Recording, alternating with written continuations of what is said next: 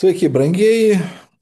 Praeitam video aš kalbėjau apie tai, kad kiekvienas iš mūsų, jeigu mes esame savo srities specialistas, mes gauname dėja tik dešimtadalį to atlygio, kur iš tikrųjų esame nusipelnę.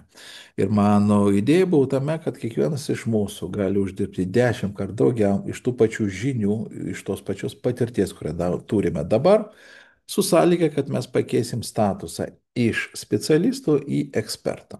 Ir šiandien žadėjau jums pristatyti pagrindinius žingsnius, o kągi reikia daryti tam, kad iš specialisto statuso pereiti į ekspertą. Na, pamėginkim, kaip visuomet, nupiešti keletą paveiksliukų. Na, pirmiausia, pasižiūrėkime, o aplamai, kaipgi vyksta tos patirties surinkimas. Taip, kaip mes tampame ekspertais. Iš pirmiausia, kaip tampame specialistais, o po to pasižiūrėsim, kaip galima tapti ekspertu. Na, pirmiausiai, ekspertai, tyrinėtojai teigia, jog tam, kad tapti specialistu savo srities, profesionalu, reikia minimum sugaišti 10 000 valandų. Bet vėl pasirodo, tai yra ne taip vienareikšmiškai, kai kurios profesijos reikalau žymiai daugiau laiko. Va, nu, pažiūrėjau, norint tapti neurochirurgu, tai iš tikrųjų tau reikia minimum 10 metų mokytis, po to dar 10 metų praktikuotis ir tada tu jau tampi, na, pradedančioju neurochirurgu. Va. Yra paprastesnės profesijos, bet kuriuo atveju pakankamai ilgas laikas sugaištamas prieš tai, kaip sakyti, kad aš jau išmanau savo profesiją. Bet pasižiūrėkime, o kokį mums kelią tenka nukeliauti, einant va šitų sunkių kelių. Pirmas laiptelis tai yra žinios. Mums be abejo reikia tam tikrų žinių. Ir mes einam į aukštosios mokyklas, einam į specialius kursus, į proftechninės mokyklas tam, kad gauti tas žinias. Bet vien žinių neužtenka, reikalingas dar supratimas, o kaip tas žinias pritaikyti. Tai todėl tam yra dėstytojai, pedagogai, profesoriai, kurie mums bando paaiškinti tos profesijos, gudrybės. Tačiau vien tik supratimo ir žinių neužtenka, mums reikalingi kas įgūdžiai. Nes vienas dalykas suprasti, o kitas dalykas pačiam pamėginti tai atlikti. Ir iš tų įgūdžių, kuriuos mes gauname, toli gražu, ne visi įgūdžiai yra pritaikomi taip lengvai, kai kurios įgūdžius mes jau netaikom ir nepaslaptys, kad daugelis žmonių baigė eilę metų mokslų, atėjo į darbo vietą, sužino, kad viso to, ką jie taip ilgai mokėsi, jiems visai neprireiks. Netgi jeigu jūs ir dirbate vienoje srityje daug metų, gaunate praktinių įgūdžių, ateinate į kitą darbą ir vėl reikia pradėti iš naujo. Nes skirtingi darbai, skirtingi reikalavimai. Va, taigi sekantis laiptelis yra kas taikymas šitų žinių. Nes gyvenimas yra žymiai sudėtingesnis. Va, tai ir mes norėdami gauti rezultatų, o rezultato gavimas tai yra jau penktas laiptelis. Vat, tai iš tikrųjų, gaunant rezultatus, mes norom, nenorom pradedam lyginti, o kaip mūsų rezultatai ir kitų žmonių rezultatai. Nes nepaslaptys, kad atlyginimai labai skiriasi.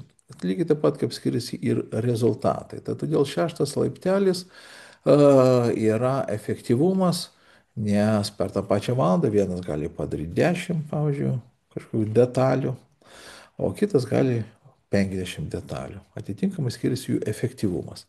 Ir jau septintas laiptelis, pats paskutinis, tai yra meistriškumas. Kai tu tampi žmogumi, kuris, atrodo, jau turi auksinės rankas. Bet labai dažnai mes net nepagalvom, kad tos auksinės rankos, prieš tai sugaišo labai daug valandų, tūkstančius valandų tam, kad išmokti kažką daryti. Ir jeigu pasižiūrėti, kurioje vietoje sustoja mokykla, tai mokykla sustoja ties pirmo laiptelio. Mes gauname daug žinių, bet ne faktas, kad gauname įgūdžių. Toliau institutai, aukštojosios mokyklos sustoja ties supratimu, o jau visą likusį kelią mums tenka praeiti, naudojant pagrindinį būdą bandymų ir klaidų metodas. Ir toli gražu, ne visi praeina šitą kelią aukštai iškelia galvą, nes, kaip žinia, pagal Pareto dėsnį, Tik tai 3 procentai žmonių pasiekia va šitą viršūnę, kažkur apie 17 procentų žmonių apsistoja ties va šito rezultatų ir efektyvumo kažkur va čia. Ir 80 procentų žmonių sugaišta tiek laiko, kažkur va čia vargsta, kartu su jais vargsta ir jų klientai, ir darbdaviai, nes žmogus įgauna patirties, bet neįgauna kompetencijos. Taigi, ką mes turėtum padaryti tam, kad iškilti į paviršių ir tapti top, top ekspertų savo srityje? Na, pirmiausiai pasižiūrėkime, kaipgi vystosi karjera daugeliu žmonių. Daugeliu žmonių, o čia yra jų ekspertinė pozicija, o čia yra kas, o čia yra laikas, patirtis. Ir daugelis žmonių pradžio, kai ateina į darbą, pirmas 2-3 savaitės išmoksta, supranta, kaip čia galima išgyventi šioje planetoje, šitam darbe ir toliau pradeda savo tą vadinamą ilgą degradacijos darbo vietų laiką, nes daugelis žmonių, tokių yra dėja 80 procentų, jie nelabai domisi savo profesiją, jie neskaito jokių knygų, žurnalų, jie nesidomi naujienomis, va, tiesiog ką jiems pasako, tą padaro ir dargi, kai kažkas bando optimizuoti jų darbą, bando priversti juos naudotis kažkokių šio laikiškų ten, metodų, daugelis šitų specialistų priešinasi, sakydami, kad jie geriausiai žino, čia viskas neveikia. Mes žinom, kad 95 procentai bandymų įmonėse įvesti optimalesnį darbą, metodus, sulaukia pasipriešinimų. Ir priešinasi pagrindinė kas? Va šitie 80 procentų žmonių. Taigi toks patyręs žmogus nebūtinai tampa geras ekspertas. 17 procentų žmonių tiesiog per prievartą yra verčiami lankytis įvairiuose mokymuose, pavyzdžiui, kvalifikacijų kelimo kursuose ir laiko bėgant jų iš tikrųjų profesinis lygis ką? Gerėja. Gerėja. Bet ne taip sparčiai, kaip tai daro 3 procentai. Nes 3 procentai yra žmonės, kurie naudoja tą vadinamą sąmoningą praktiką. Taigi nežinau, kur jūs dabar randatės, ar čia, ar esate čia, bet pirmas žingsnis mes turime pasižiūrėti į savo profesiją, šitą vadinasi metapozicijos, pasižiūrėti iš šono. Nes kuo skiriasi ekspertas? Žiūrėkit, va, specialistas daro, pavyzdžiui, šitos, nu, žaidimus kompiuterinius. O vaikas žaidžia su vienos kompanijos žaidimu, su antros, su trečios ir per 5 minutės vaikas gali subrokuoti arba sakyti, o, geras žaidimas. Tai klausom, kuris iš jų yra ekspertas? Ekspertas tas, kuris gali palyginti vieną darbą su kitu, įvertinti pliusus, minusus.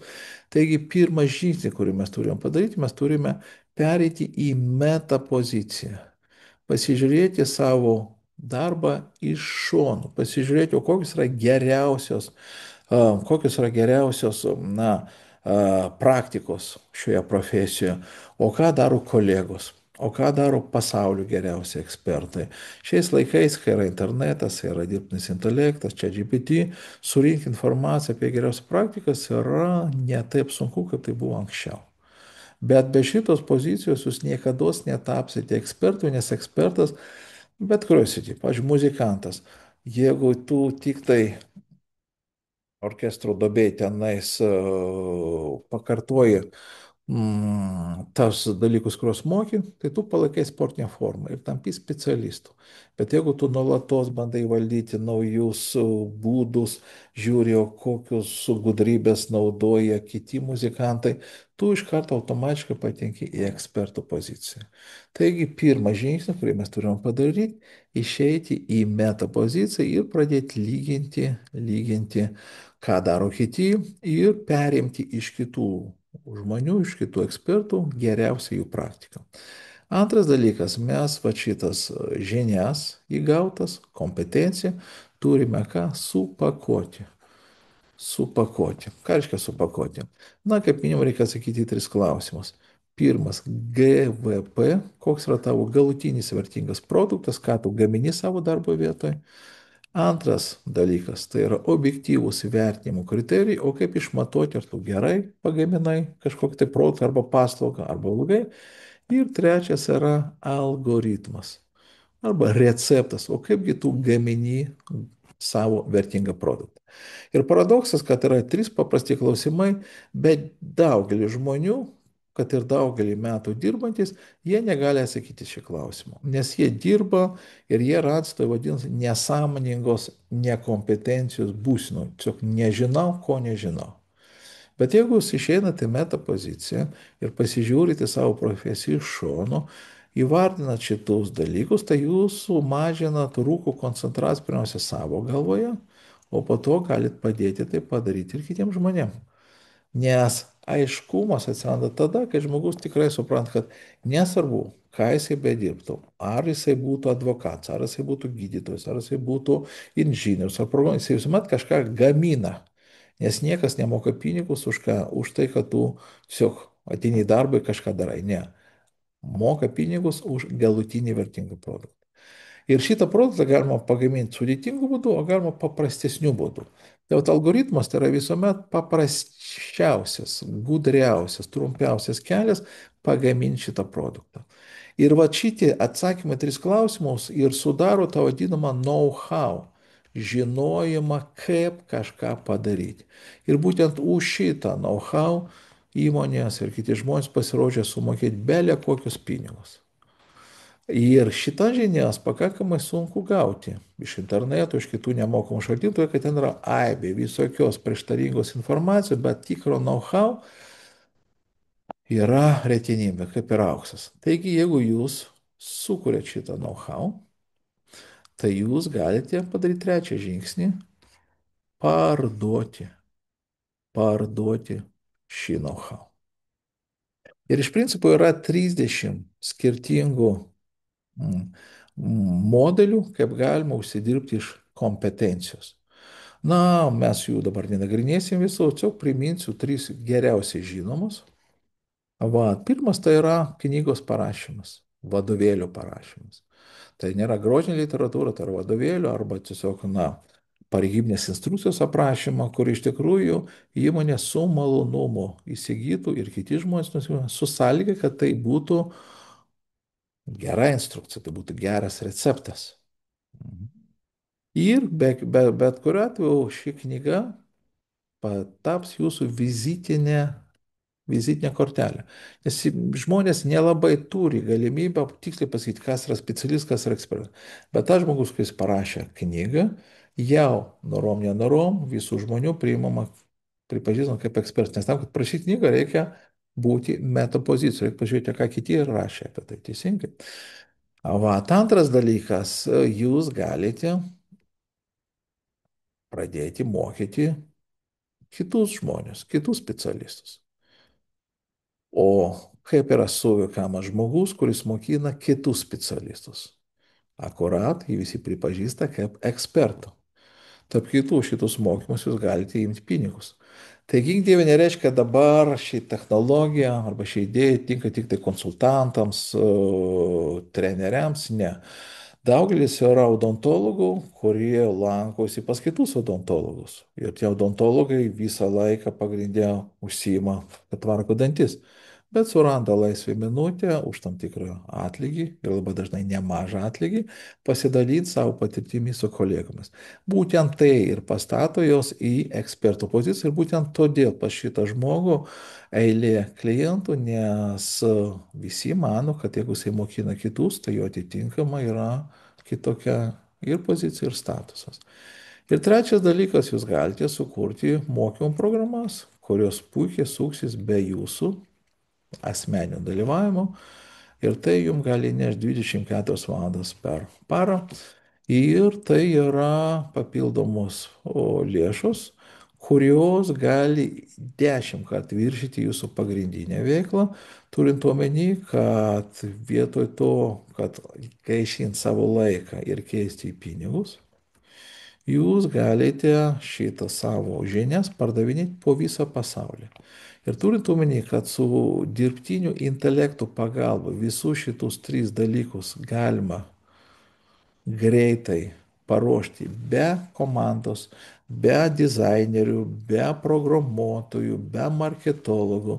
Šiais laikais, na, tiesiog tik tinginys gali sėdėti ant maišų pinigų, kuriuos iš principo galima iškeisti savo žinias ir nieko neapdaryti. Bet tai yra tik tai trys būdai, o yra dar likę 27 būdai. Taigi, bet kuriu atveju yra trys dalykai, kuriuos jūs galite padaryti ir turėtumėt padaryti. Jūs turėtumėte išėti į meta poziciją, pasižiūrėti savo profesiją, pasižiūrėti, o koks jame glūdi know-how ir pagalvoti apie galimybę jį parduoti. Be abejo, kyla aibė klausimų. Pirmas klausimas, ar aš sugebėsiu? Nes jeigu aš esu geras specialistas, dar nereiškia, kad aš mėgstu ir moku stovėti prieš auditoriją. Ne faktas, kad aš moku kalbėti prieš auditoriją. Aš nieko nesuprantu apie marketingą, aš esu chirurgas, aš nieko nesuprantu apie supakavimą. Visa tai atrodo, na, rimta priežastis neužsimti to, kas vadinasi, na, savo žinių pavertimų pasyvėmis pajamomis. Bet aš žinau, kad yra dešimtys, jeigu ne šimtai tūkstančių žmonių po visą pasaulį, kurie savo profesiją praturtino būtent tą dalimi, kuris vadinasi know-how verslas. Ir savo žinias, kurios anksčiau buvo keičiamos už pinigus, ir savo profesiją kaip amatininką pavertė tikrą sistemą, kuri veikia 24 valandas per parą. Tai apie tai, ar iš tikrųjų jūs galite tai padaryti? Ar iš tikrųjų tai tinka jums? Ar iš tikrųjų jūs turite laiko? Ar būtina rodytis viešai? Ar galite supakuoti šitą informaciją, savo žinias, nerodant savo veido? Ar galima visą tai daryti, nefilmuojant reelsus ir nedalyvaujant TikTok visose šito industrijoje? Apie visą tai pakalbėsime trečiame video, kurį laukite, greičiausiai metu, rytoj jūs jį gausite. Nepraleiskite, pasižiūrėkite, tai iš tikrųjų jums duos naujų tokių idėjų. Vat, ir mano dar, kad ta svarbiausia žinia yra tame, kad jums nereikia būti konsultantu, jums nereikia būti profesionaliu speakeriu. Jeigu jūs turite žinias ir turite patirtį ir norėtumėte užsidirbti tiesiog daugiau ir pasidalinti su žmonėmis tą patirtimį, jūs tiesiog privalote pasižiūrėti sekantį video ir iki pasimatymo greitai.